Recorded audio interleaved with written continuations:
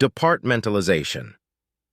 Another fundamental characteristic of organization structure is departmentalization, which is the basis for grouping positions into departments and departments into the total organization. Managers make choices about how to use the chain of command to group people together to perform their work. 5 approaches to structural design reflect different uses of the chain of command in departmentalization, as illustrated in Exhibit 10.3. The functional, divisional, and matrix are traditional approaches that rely on the chain of command to define departmental groupings and reporting relationships along the hierarchy.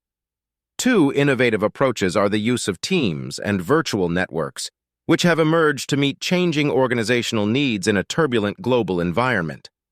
The basic difference among structures, illustrated in Exhibit 10.3, is the way in which employees are departmentalized and to whom they report.